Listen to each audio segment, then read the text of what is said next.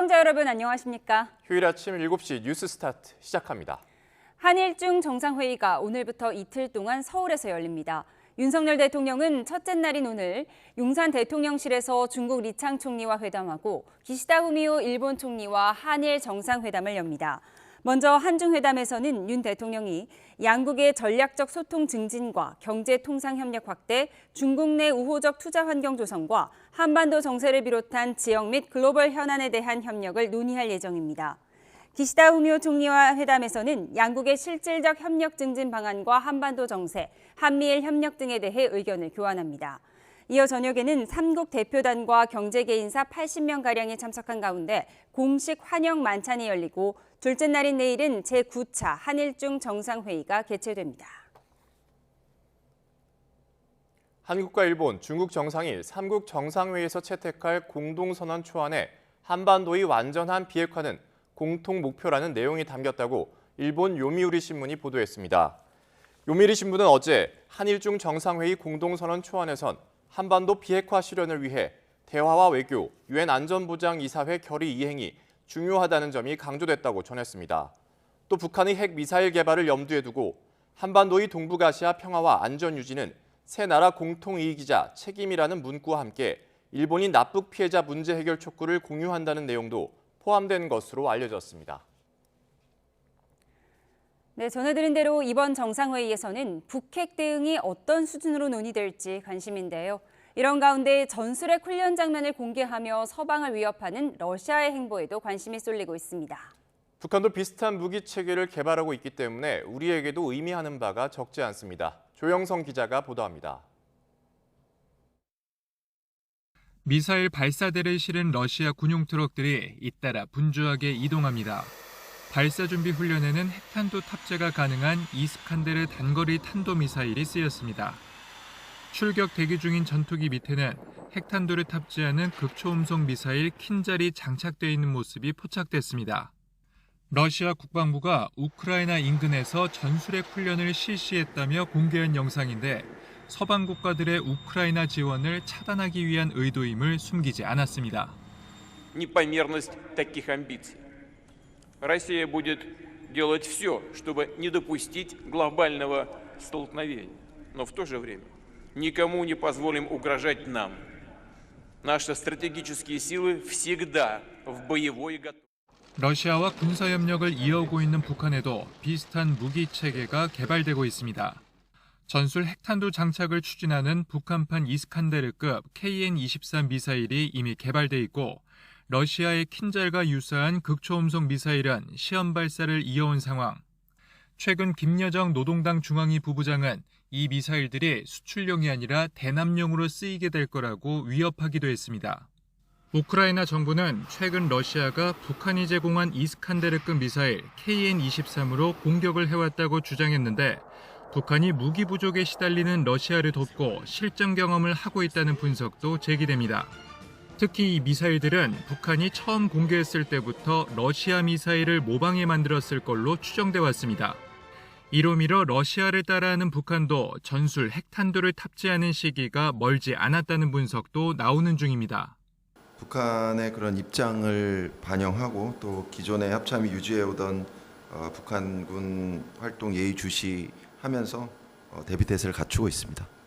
최근 북한에서 사회주의 사상가인 마르크스 레닌의 초상화가 다시 등장하고 북러 간 교류도 눈에 띄게 확장되고 있어 북한이 이를 계기로 무기 체계를 더욱 고도화할 것으로 관측됩니다. YTN 조용성입니다. 북한 미사일을 보다 높은 고도에서 요격할 수 있는 장거리 지대공 유도무기 이른바 LSAM의 개발이 완료됐습니다. 방위사업청은 LSAM의 기술적 개발 목표와 군의 요구 기준에 충족했다는 이른바 전투용 적합 판정을 받았다고 전했습니다. 한국형 미사일 방어 체계의 핵심으로 꼽히는 LSAM은 북한의 미사일이 정점 고도를 찍은 후 하강할 때 고도 50에서 60km에서 요격하는 상층 방어 체계에 속하는 무기입니다. 오는 28일로 예상되는 국회 재표결을 앞두고 범야권이 최상병 특검법 통과를 촉구하는 장외 여론전에 나섰습니다. 국민의힘은 야당이 사건을 정치적으로 이용하고 있다며 떼쓰기 정치라고 비판했습니다. 김다연 기자의 보도입니다. 최상병 특검법 국회 본회의 재표결을 앞둔 마지막 주말, 더불어민주당 등 야권 정당 7곳과 시민사회단체가 한자리에 모였습니다. 특검법 통과를 촉구하는 대규모 도심 집회를 연 겁니다. 대통령실 법제패 특검으로 수사하라! 참석자들은 법안의 거부권을 행사한 윤석열 대통령을 향해 권력은 가족이나 측근이 아닌 국민을 위해서만 사용돼야 한다고 비판했습니다. 부당한 대통령의 거부권 행사를 우리 국민들이 힘으로 거부해야 하지 않겠습니까? 과거 촛불 집회까지 소환하며 여당의 양심적 표결을 호소하는 목소리도 나왔습니다. 찬성표를 던져야 합니다. 그렇지 않는다면 귀하들은 8년 전 겪었던 일을 다시 겪을 것입니다. 국민의힘은 선전과 선동을 위한 장외 집회가 오히려 진상규명에 독이 될 거라며 평가절하했습니다. 순직 해병대원의 안타까운 죽음을 정치적으로 이용하는 무도함을 넘어 급기야 국회를 박차고 밖으로 나가 떼쓰기 정치까지 보여주고 있습니다. 야당이 여론전에 힘을 쏟는 사이 여당 지도부는 막판 표 단속에도 집중했습니다.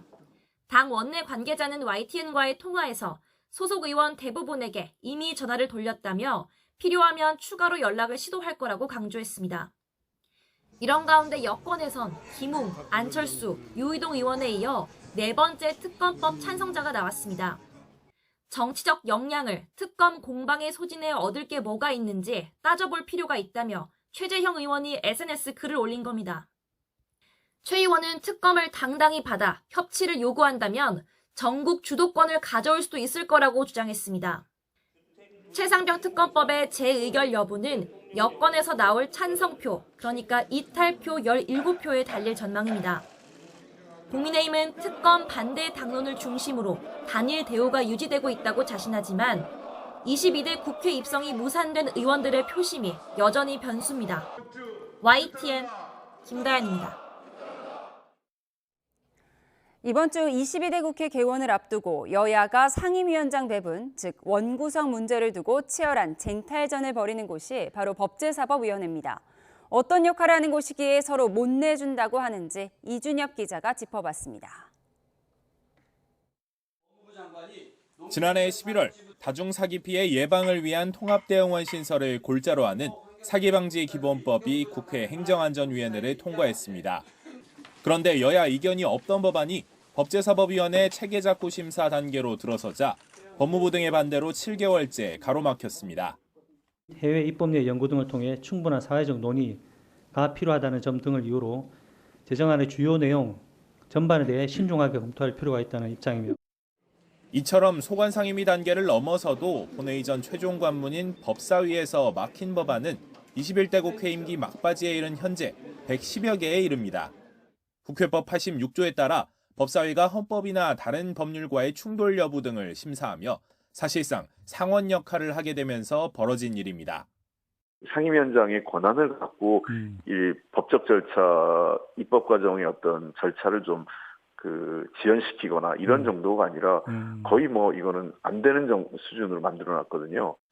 이 때문에 22대 국회 개원 즉시 각종 특검법을 비롯한 쟁점 법안 강행을 벼르고 있는 민주당은 법사위원장 절대 사수를 외치고 있습니다. 여기에 최근 국회의장 경선 이후 불거진 당원 반발과 탈당 사태도 영향을 미치고 있습니다. 통상 3선이 맡아온 관례를 깨고 당원 지지도가 높은 추미애 당선인이나 정청래 의원을 위원장에 앉힐 수 있다는 관측까지 나오는 겁니다. 법사위원장 얘기 나오는데 그거에 대해서 어떻게 생각하실까요? 하지만 국민의힘 역시 법사위원장은 국회의장을 배출하지 않은 원내 2당이 맡는 것이 관행이었다며 쉽게 물러서지 않고 있습니다. 그렇지 않아도 압도적 여소야대 구도 속에 입법 주도권을 완전히 뺏길 수 있다는 위기감이 깔린 것으로 분석됩니다. 역대 원구성은 여야 간 견제와 균형을 이뤄왔던 것이 국회의 전례이고 역사적 사실입니다. 여야 원내 지도부의 연이은 협상에도 입장 차만 재확인하며 공전을 거듭하고 있습니다. 지난 1994년 처음으로 원구성 기한을 법에 규정했지만 국회는 그간 단 한 번도 해당 규정을 지킨 적이 없습니다. 이번만큼은 다음 달 7일까지인 기한을 지켜 입법부로서 책임감을 보여야 하는 것 아니냐는 지적이 나옵니다. YTN 이준엽입니다. 의대 증원 정책이 속도를 내면서 이번에는 실제 증원된 인원을 제대로 교육할 수 있을지를 두고 논란이 벌어지고 있습니다. 정부는 인프라가 충분하다는 입장이지만 의대 교수들은 교수는 물론 교수를 준비하는 조교조차 없는 분야가 많다고 반발하고 있습니다. 김주영 기자의 보도입니다. 2025학년도 대입 정원이 확정 절차를 거치고 의대 증원 정책이 속도를 내면서 관심은 교육 환경 부분으로 넘어가고 있습니다. 늘어난 의대생을 제대로 가르칠 수 있는 교수, 공간, 시설 등이 충분하냐는 겁니다. 정부는 앞서 현장 점검을 거쳤다며 충분히 증원이 가능한 상황이라고 거듭 강조해왔습니다. 학생을 배정해도 크게 문제가 없다라고 하는 범위 내에서 정원을 배정을 한 것입니다. 그래서 인프라가 못 따라간다라고 하는 그 질문의 전제 자체가 조금 잘못되었다. 의료계는 증원을 하기에는 환경이 턱없이 부족하다고 맞서고 있습니다. 특히 학생들을 직접 가르쳐야 하는 의대 교수들의 반발이 심합니다. 전국의대교수협의회가 전국 40개 의대 가운데 10% 이상 증원에 들어갈 30개 의대 교수를 상대로 조사한 결과를 보면 강의실 등 건물이 확보될 수 있을지에 대해서는 95%가, 기자재 등에 대해서는 96.1%가 적절히 준비되기 어렵다고 답했습니다. 학생들은 결국에는 복도에서 수업을 받아야 될 운명에 처해 있습니다. 새로운 교육 기본시설과 지원시설이 마련되려면 최소한 4년에서 6년 이상이 걸리는 대사업입니다.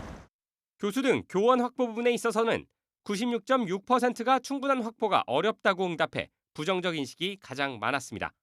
지방의대의 한 교수는 YTN과의 통화에서 해부학 등 기초의학 분야는 교수를 준비하는 조교들조차 찾기 힘든 곳이 많다며 교수를 어디에서 추가로 찾겠느냐고 반문했습니다. 같은 환경을 두고 충분하다는 주장과 부족하다는 주장이 팽팽히 맞서는 상황. 돌아오지 않는 의대생 문제까지 겹쳐진 만큼 의대 교육이 정상화되기까지는 긴 시간이 필요할 전망입니다. YTN 김주영입니다.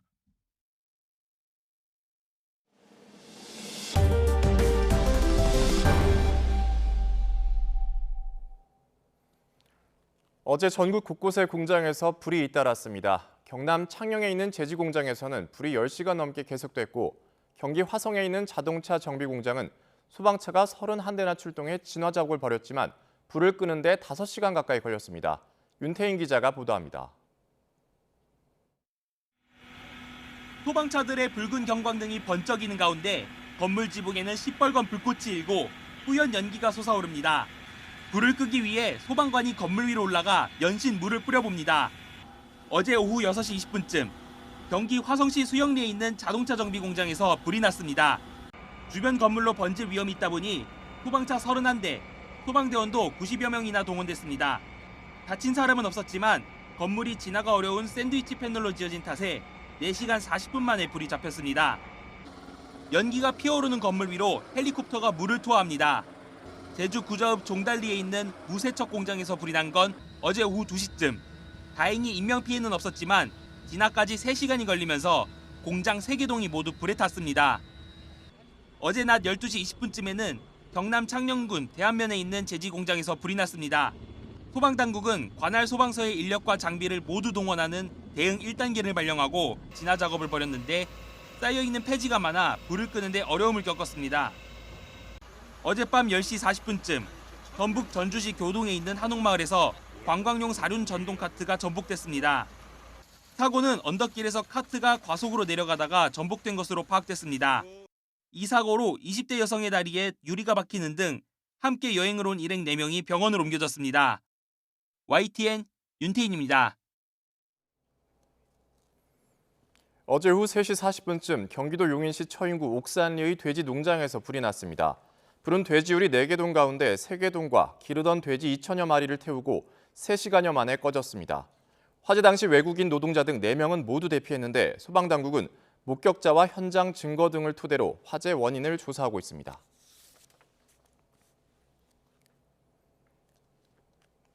어제 오후 2시 20분쯤 전북 익산시 금강동의 아파트 1층 거실에서 불이 났습니다. 불이 다른 곳으로 번지지 않아 대피한 아파트 주민들은 없었지만 집안에 있던 50대 남성이 연기를 마셔 병원으로 옮겨졌습니다. 10여 분 만에 불을 끈 소방당국은 정확한 화재 원인을 조사하고 있습니다. 닫혀 있어야 할 방화문이 활짝 열려 있어서 화재 피해를 키우는 일이 많습니다. 지난 1월 서울 방화동의 아파트 화재도 마찬가지였는데요. 넉 달이 지난 지금은 어떨지 이현정 기자가 현장 취재했습니다.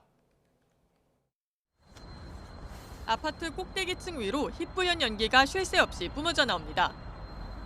불이 시작된 맨 위층 복도에선 의식을 잃은 주민이 발견됐습니다. 평소처럼 활짝 열려있던 방화문 때문에 연기는 차단되지 않았고 아파트 전체로 순식간에 번졌습니다. 넉 달이 지난 현장 모습은 좀 달라졌는지 직접 찾아가 봤습니다. 화재 흔적이 고스란히 남은 꼭대기층을 포함해 아파트 전체를 통틀어 닫혀있는 방화문은 하나도 없었습니다. 보시는 것처럼 방화문 아래엔 이렇게 벽돌이 개어 있습니다. 쉽게 옮기기 어려울 정도로 무게가 상당한데 유사시에 치우기도 쉽지 않아 보입니다. 방화문을 항상 닫아둬야 한다는 안전수칙은 여전히 뒷전인 겁니다. 그래서 뭐 다니기 이제 뭐 편리하라고 열어놓은 것 같은데 원래 불이 나면 때는 저걸 닫아놔야 되는데 그게 인식이 아직 안 돼서 그런 것 같아요. 공공시설은 좀 다른지 찾아가 봤습니다. 서울에 있는 한 미술대학 건물, 10개 층 모두 방화문이 열려 있습니다. 심지어 나무 같은 재료가 복도에 쌓여 있어 화재가 시작되면 막힘없이 번질 수 있는 환경입니다.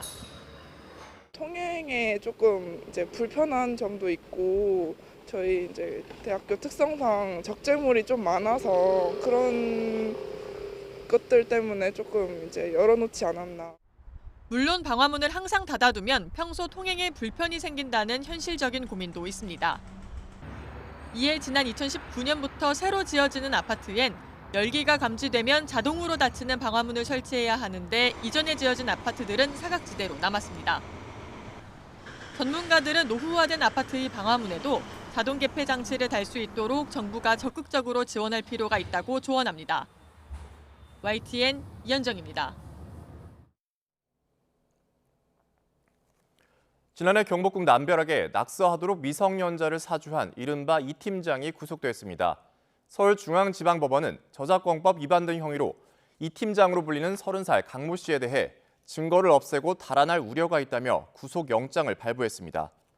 강 씨는 지난해 12월 미성년자 2명에게 경복궁 담벼락에 불법 영상 공유 사이트 홍보글을 쓰게 하고 잠적한 뒤 5개월여 만에 경찰에 검거됐습니다. 요즘 이른바 웹 예능이 인기를 끌고 있지만 자극적인 설정과 잇따른 구설수에 여론의 문매를 맞고 있습니다. 웹 예능의 영향력이 TV 예능 못지않은 상황이라 좀 더 엄격한 기준이 필요해 보이는데요. 김승환 기자가 보도합니다. 유튜브 채널 피식대학은 특유의 코미디 세계관 속에서 구독자가 300만 명을 넘을 정도로 큰 사랑을 받아왔습니다. 그런데 지난 11일 지역 비하 소지가 있는 영상을 올린 뒤 보기 불편하다는 반응이 쏟아졌습니다. 내가 공무원이면은 여기 발령받으면은 여기까지만 할게. 아니 이런 지역을 들어본 적 있어요? 아니 여기 중국 아니에요? 피식대학은 재미를 위해 무리한 표현을 사용했다며 고개를 숙였지만 지역 군수까지 나서 아쉬움을 토로할 정도로 사건은 일파만파로 커졌습니다. 아무리 코미디 프로지만 또 지역을 비하하거나 조롱하는 내용으로 방송 소재를 다룬 것은 매우 부적절했다고 보고요. 웹 예능에 대거 얼굴을 비치기 시작한 톱 연예인들도 끊임없이 입방아에 오르고 있습니다. 최근 방송인 이경규 씨 채널은 개 주인 동의 없이 촬영하고 진돗개 혐오를 조장했다는 비판을 받았습니다. 이전에도 웹 예능에서 연예인들의 부적절한 발언이나 제작진 실수가 논란이 된 뒤 영상을 삭제하고 사과하는 일이 반복되어 왔습니다. 유튜브 채널의 구독자 수가 많아질수록 기존 방송과 같은 그러한 책임도 커지는 것이고 사회적 시선도 더 엄격해질 수밖에 없습니다. 날 것 그대로의 콘텐츠로 사랑받는 웹 예능의 파급력이 과거와 비교하기 어려울 정도로 커진 만큼 이전보다 더 신중한 접근이 필요하다는 지적이 나옵니다. YTN 김승환입니다. 대학 캠퍼스가 축제 열기로 뜨겁지만 안표가 기승을 부리면서 골머리를 앓고 있습니다. 아이돌 그룹을 비롯한 유명 가수가 출연하며 콘서트급 인기를 끌고 있기 때문인데요. 이 대학들은 안표와의 전쟁을 선포하고 다중 디지털 검증 절차를 도입했습니다. 강내리 기자입니다. 한 온라인 중고거래 사이트입니다. 대학 축제 티켓을 사거나 팔겠다는 글이 수십 건 올라와 있습니다. 거래 금액이 적게는 수십에서 많게는 수백만 원에 달합니다. 티켓의 원래 가격은 17,000원. 최대 수백 배가 넘는 돈을 주고라도 표를 구하려는 이유는 아이돌을 비롯한 유명 가수의 콘서트급 무대를 보기 위해서입니다. 특히 안표를 집단으로 매입한 극성 팬이 몰리면서 학생들을 위한 축제라는 기본 취지마저 흔들리는 상황. 대학도 본격적인 대책 마련에 들어갔습니다. 가장 먼저 바뀐 것은 티켓. 그동안 사용되던 종이 티켓 대신 모바일 티켓을 사용하는 겁니다. 당일에 입장객의 신원을 확인하는 과정도 추가했습니다. 지류 티켓을 활용하다 보니까 아무래도 좀 더 안표 거래가 손쉬운 면이 있었고 저희가 이번에 모바일 티켓으로 제도를 변경했습니다. 그 과정을 저희가 입장 동선을 이번에 조금 더 길게 잡아가지고 거의 다 확인할 생각입니다. 안표 거래 제보자에게 티켓 구매 권한을 주는 암행어사 제도도 도입됩니다. 지난해 가수 아이유가 단독 콘서트 예매에서 운영했던 것과 비슷한 방식입니다. 한정된 공간에 많은 인원이 밀집하는 만큼 대포 카메라, 삼각대 등 촬영 장비의 반입을 금지하고 경호 인력을 늘리는 등 안전 대책도 강화합니다. 현장 인원 배치 또한 기존보다 늘리고 즐겁고 안전하게 축제가 마무리될 수 있도록 준비를 하고 있습니다. 대학 축제는 학생들에게 오래도록 기억에 남는 청춘의 한 페이지가 됩니다. 축제의 주인공이 온전히 축제를 즐길 수 있도록 서로 배려하고 성숙한 문화의식을 갖는 것이 필요해 보입니다. YTN 강내리입니다. 부동산 경기 침체가 길어지면서 토지 매매 시장에도 찬바람이 불고 있습니다. 그러니까 땅을 팔려는 사람은 많지만 사려는 사람이 없는 건데요. 특히 제주 지역의 경우 매수 심리가 빠르게 얼어붙으면서 당분간 땅값 하락 추세가 이어질 것으로 보입니다. KCTV 제주방송 김지우 기자입니다. 제주 시내에서 차로 10분 거리에 있는 2,600여 제곱미터 규모의 토지입니다. 2년 전에 매물로 나왔지만 팔리지 않고 있습니다. 평소 시장 상황이라면 6개월 안에 판매돼야 하는 매물인데 지금은 거래 문의도 드물게 들어와 당분간 새 주인을 찾기가 쉽지 않을 전망입니다. 부동산 경기가 전반적으로 침체된 가운데 토지 시장 매수 심리는 더 빠르게 얼어붙고 있습니다. 도내 토지 시장 소비 심리 지수는 10개월 연속 70선에 머물다 지난달에는 급기야 60선으로 떨어지며 하강 국면이 심화됐습니다. 전국 17개 시도 중에서도 가장 낮은 수치입니다.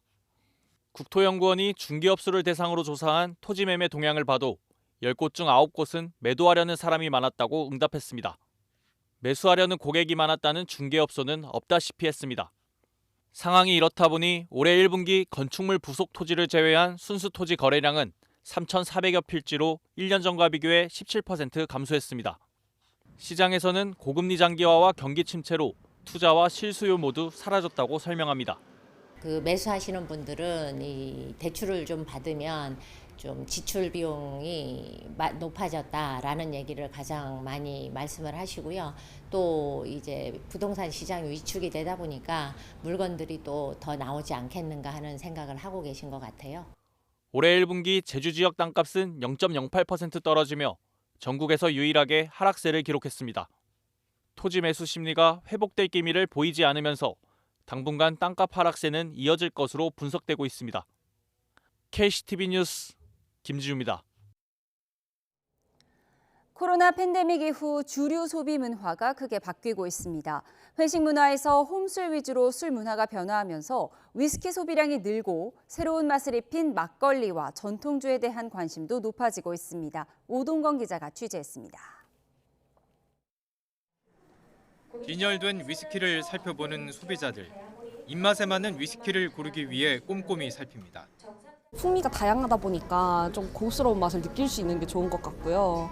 맥주나 소주 같은 경우에는 이제 먹다가 배부르는 경우도 너무 많은데 아무래도 위스키는 좀 깔끔하게 끝낼 수 있는 게 가장 좋지 않나 생각합니다. 최근 젊은 층을 중심으로 위스키 소비가 늘고 있습니다. 칵테일의 일종으로 탄산수에 위스키를 넣어 만드는 하이볼이 인기를 끌면서 위스키 매출은 크게 상승했습니다. 마트 3사의 올해 4월까지 위스키 판매량을 보면 지난해 동기 대비 15%에서 26%까지 모두 매출이 늘었습니다. 지난해 위스키 수입량도 3만 톤을 넘어 사상 최대를 기록했습니다. 그런데 와인 수입량은 오히려 20% 줄어 2년 연속 감소세를 보였습니다. 코로나 시기 혼술을 하던 소비자가 이제는 이렇게 새로운 맛을 찾고 있는 것입니다. 위스키 외에도 막걸리 등 전통주의 변신도 소비에 영향을 주고 있습니다. 전통주에 과일 등 새로운 맛을 넣어 젊은 소비자에게 다가가고 있습니다. 오늘 한번 먹어보니까 맛있었고 다음에도 친구들이랑 파티할 때 한번 먹어보고 싶어요. 실제로 편의점에서 판매되는 전통주 등 막걸리 매출은 올해 모두 10% 이상 늘었습니다. 그 와인에 좀 줄어든 만큼 이제 좀 다양성을 많이 찾으시는 이런 젊은 층 고객분들이 이제 2030 이런 젊은 소비자층들은 이런 새로운 체험형에 이제 좀 더 니즈가 있는 것으로 보이고 그렇기 때문에 이제 다양한 종류를 가지고 있는 전통주가 그들의 니즈에 좀 적합한 게 아닌가. 젊은 세대를 중심으로 술을 즐기는 문화가 양보다 질로 바뀌는 가운데 유통업체도 제품 다양화에 나서면서 소주, 맥주, 와인이 주도하던 시장에 주류 춘추전국 시대가 시작됐습니다. YTN 오동건입니다. 요즘 외국인들 사이에서 K푸드가 인기를 끌면서 한식을 직접 만들어 먹으려는 수요도 커졌는데요. 이를 겨냥해 외국인들을 대상으로 한 요리 체험 프로그램도 잇따르고 있습니다. 보도에 황보혜경 기자입니다.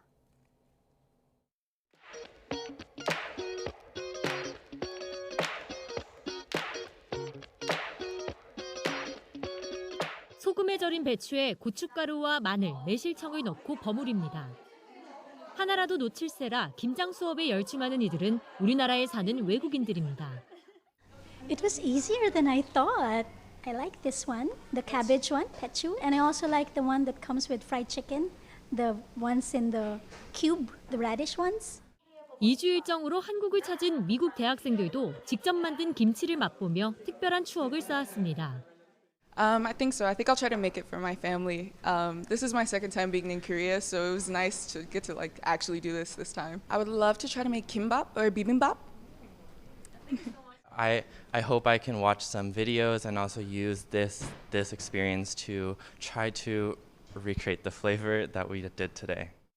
식품회사가 운영하는 김치박물관에서 열린 수업인데 지난해 이곳을 찾은 외국인 관광객은 14,000명으로 코로나19 이전인 2019년보다 40% 증가했습니다. 올해 들어 넉 달 동안 김장 체험을 신청한 외국인은 1,000명이 넘었습니다. 젓갈은 어떻게 사냐, 매실청이나 이제 들어가는 재료에 대한 문의도 굉장히 많고요. 김치를 이제 다양한 종류가 있는데 그걸 미리 알고 문의하는 경우도 많아지고 있습니다. 최근 식품회사들은 K푸드에 관심이 높은 외국인들을 겨냥해 한식 체험 프로그램을 잇따라 열고 있습니다. 얼마 전 한국을 찾은 미국 대학생들의 요청으로 겉절이와 김밥 만들기 수업을 진행한 곳도 있고 또 다른 식품업체의 쿠킹 스튜디오에서는 이번 달부터 한 달에 2차례 이상 영어와 일본어로 한식 요리 수업이 열릴 예정입니다. K푸드에 대한 관심이 단순한 먹방을 넘어 이제 좋아하는 음식을 직접 만들어보는 것으로 이어지고 있습니다. YTN 황보혜경입니다. 지난해 고혈압 환자가 750만 명에 달할 정도로 만성 질환자들이 빠르게 늘고 있습니다. 환자들의 경우 영양 섭취를 주의해야 하는 만큼 정부는 환자용 식사 제품 다양화를 위한 지원을 강화합니다. 윤성훈 기자의 보도입니다. 식품 제조 공장에서 자동화 설비를 통해 채소 소독과 반찬 제조가 이뤄집니다. 포장까지 마친 완제품을 보면 일반식과 차이가 없어 보이지만 고혈압 환자들을 위한 전용 도시락입니다. 현재 질환식 제품을 2개 라인에서 생산하고 있고 총 하루에 라인당 5,000개씩 생산을 하고 있습니다. 염분과 포화 지방산을 줄이고 통 곡물을 이용해 식이섬유와 칼륨 함량을 높인 것이 특징입니다. 고혈압 환자들이 간편하게 섭취할 수 있도록 정부가 마련한 영양 설계 기준에 맞춰 개발됐습니다. 일반 환자들이 이제 병원에서 식이요법에 대한 지침을 받으시고 나서 집에서 그대로 실천해서 음식을 만들어 드시기는 매우 어렵습니다. 고혈압 환자는 해마다 증가세를 보이면서 지난해 750만 명이 육박했습니다. 국내 인구의 15%에 달할 정도로 만성 질환자가 늘고 있는 겁니다. 전문가들은 영양 섭취를 특히 주의해야 하는 환자들을 위한 제품 개발 확대가 시급하다고 지적합니다.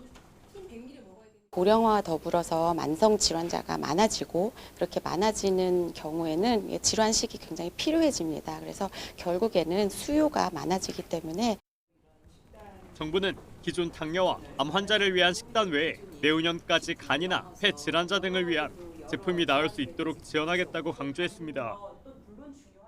앞으로도 간 질환과 같이 사회적 수요가 높은 질환에 대해서 식단 기준을 계속 제공해 드릴 계획입니다. 다만 환자용 식사 제품의 한 끼 가격이 평균적으로 10,000원을 넘는 건 아쉬운 대목입니다. 제품군 다양화와 함께 가격 절감까지 이뤄지면 환자나 보호자들의 부담을 해소해줄 것으로 기대됩니다. YTN 윤성훈입니다. 신생아와 임산부를 보호하기 위한 보호출산제와 출생통보제 시행을 앞두고 정부가 위기 임산부 상담 긴급 대응 체계를 구축하고 있습니다. 정부는 전용번호 1308번을 통해 위기 임산부를 위한 상담과 긴급 대응을 한 번에 진행하기 위한 체계를 구축하고 있습니다. 태어난 모든 아동을 안전하게 공적 체계에 등록하고 보호하기 위한 출생통보제와 보호출산제는 오는 7월 19일부터 시행됩니다. 코로나 팬데믹 당시 자료를 보면 우리나라 국민 10명 가운데 4명이 우울증이나 우울감이 있다는 조사 결과가 있었습니다. 우울감이나 불안 등을 겪는 국민이 주저하지 않고 전문가를 찾아가 마음을 돌볼 수 있도록 정부가 심리 상담을 받을 때 경제적인 지원을 하기로 했습니다. 이문석 기자의 보도입니다. 지난 2021년 조사에서 우리나라 국민의 36.8%가 우울증이나 우울감을 겪는 거로 나타났습니다. OECD 회원국 중 1위였습니다. 우울증으로 악화할 수 있는 불안 증상도 국민의 30%가 호소해 정신건강 상태가 심각했습니다. 그런데도 사회적 인식 부족이나 치료 비용 부담 등을 이유로 100명 중 5명 정도만 전문 심리 상담을 이용해 본 거로 조사됐습니다. 정신건강 상담기관에 대한 국민의 마음 장벽을 낮추기 위해 정부가 경제적인 지원을 하기로 했습니다. 우울, 불안 등 정서적 어려움을 겪는 국민에게 8차례 전문 심리 상담을 받을 수 있도록 할인권을 제공하는 방식입니다. 상담사 자격별 상담 비용은 한 차례에 7, 8만 원. 이 비용 중 대상자 소득 수준에 따라 최대 100%, 최소 70%를 나라에서 부담할 계획입니다. 자립준비 청년이나 보호연장 아동, 중위소득 70% 이하일 경우는 무료입니다. 신체 건강과 마찬가지로 마음 건강 돌봄에 대한 진입장벽을 없앰으로써 만성 정신질환으로 악화되는 것을 예방하고 자사 자외 시도가 등과 같은 것을 예방하고자 하는 목표. 지원 대상이 되려면 지역 정신건강복지센터나 대학교 상담센터, 정신의료기관 등을 찾아가 상담이 필요하다는 인정을 받아야 합니다.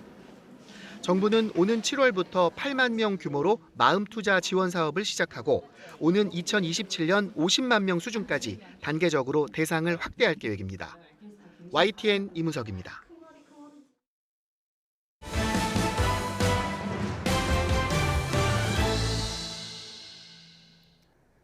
국제사법재판소의 공격 중단 명령 다음 날에도 이스라엘군의 폭격은 멈추지 않았습니다.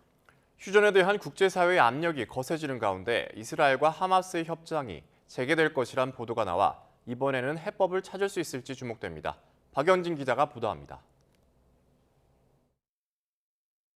폭격으로 폐허로 변해버린 도시. 무너진 건물 사이로 검은 연기가 솟아오르고 잔해들 위로 또 탱크가 지나갑니다. 이스라엘군은 토요일 가자 북부 자빌리아에서 작전을 펼쳐 수십 명의 테러리스트를 사살했다고 밝혔습니다. 라파 공격을 즉각 중단하라는 국제사법재판소의 명령이 내려진 바로 다음 날, 라파를 포함한 가자 지구에서 이스라엘군의 폭격은 멈추지 않았습니다. 폭격을 피해 도시를 탈출하는 행렬이 끝없이 이어지고 وهدم دورنا وهينا بالجوع وبالعطش مش لاقيين ماء ونقعد فيه لحنا ولأطفالنا. 구호품 통로가 막혀버린 상황에서 대피소에서조차 물과 음식을 구하기는 힘이 듭니다. تجينا ساعة في اليوم ساعة لتقريبا 5000 شخص في مركز الإيواء. الحمامات ساعتين بتقف على الدور عشان تجيب مي وبدك ساعتين على الدور على الحمام. 이집트가 가자 남부 케렘 샬롬 구호품 통로를 다시 열겠다고 밝혔지만 전투가 격렬한 상황에서 구호품이 제대로 전달될 수 있을지는 미지수입니다. 이런 가운데 이스라엘과 하마스가 이번 주 협상을 재개할 것이라는 소식이 나왔습니다. 중재국인 이집트와 카타르가 주도하고 미국이 적극적으로 참여한 새로운 제안을 바탕으로 양측이 협상을 재개한다고 AFP 통신 등이 이스라엘 소식통을 인용해 보도했습니다. 소식통은 프랑스 파리에서 미국 CIA 국장과 카타르 총리, 이스라엘 대표단 등이 만난 뒤 이 같은 결정이 내려졌다고 전했습니다.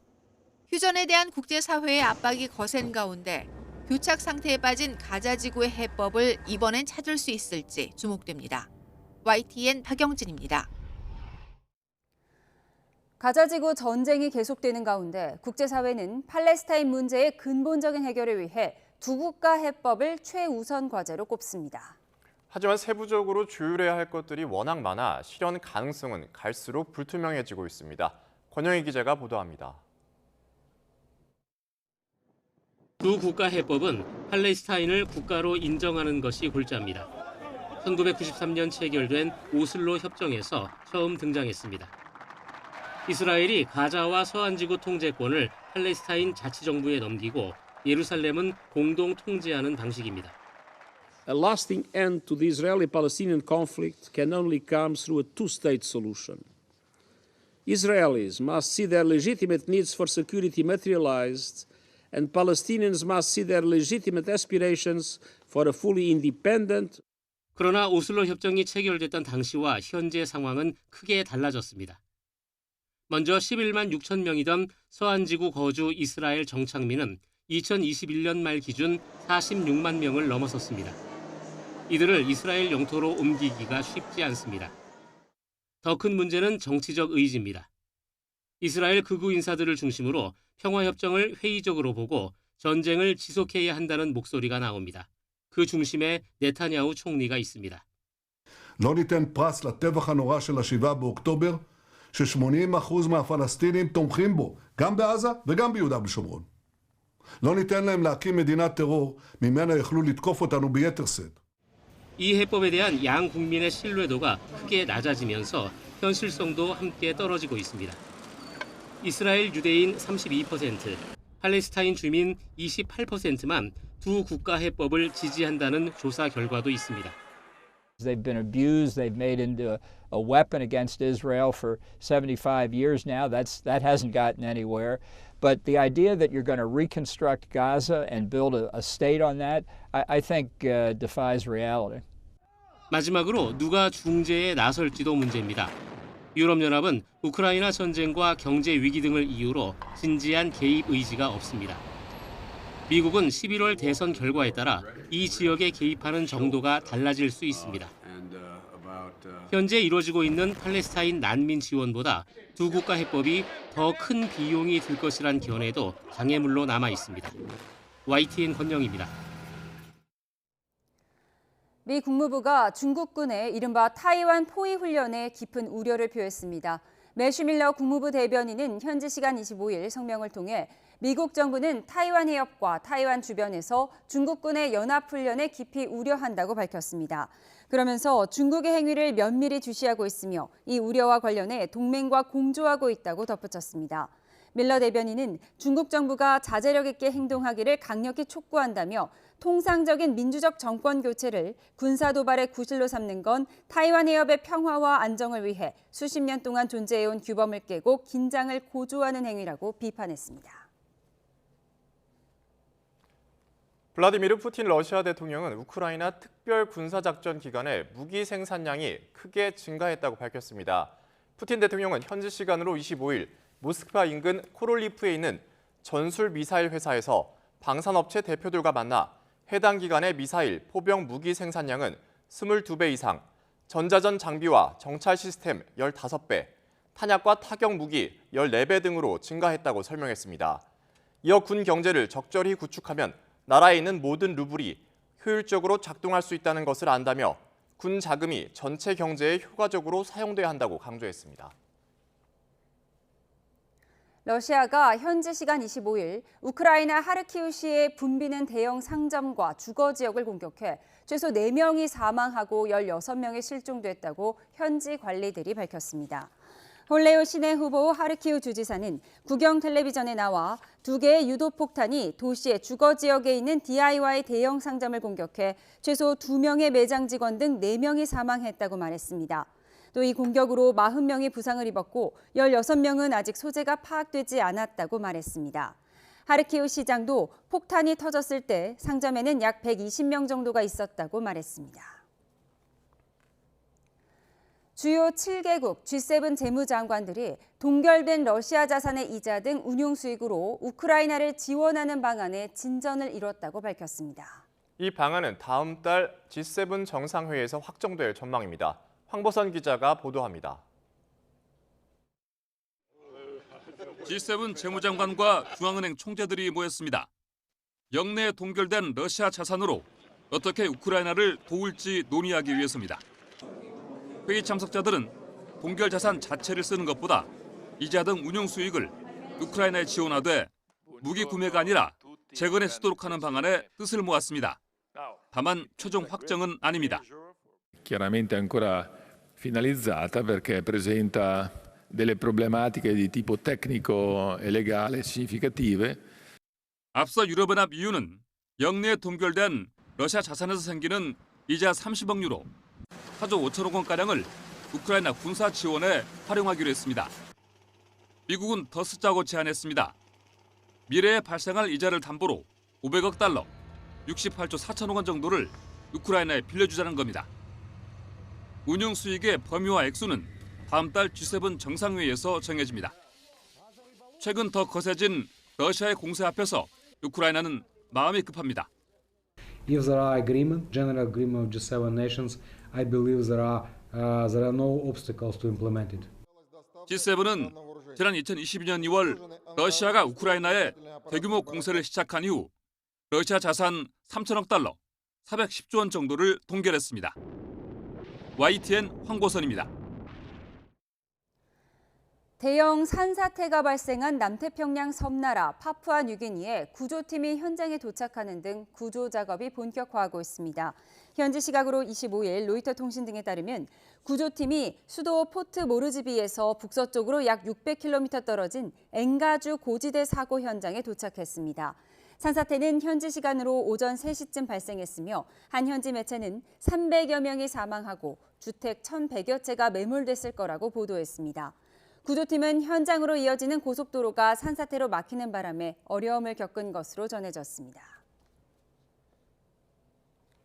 올해 2월 137명의 사망자를 낸 칠레 대형 산불은 지역 소방대원과 산림공단 직원에 의한 방화 범죄로 조사됐습니다. 칠레 경찰과 검찰 특별수사팀은 산에 일부러 불을 질러 인명피해를 낸 소방대원과 산림공단 직원 등 2명을 방화치사 혐의로 붙잡아 조사하고 있다고 현지 시간으로 어제 밝혔습니다. 앞서 지난 2월 발파라이소에서는 동시다발적인 산불이 강풍과 건조한 날씨 속에 민가를 덮치면서 137명이 숨지고 16,000호 가까운 주택이 피해를 봤습니다.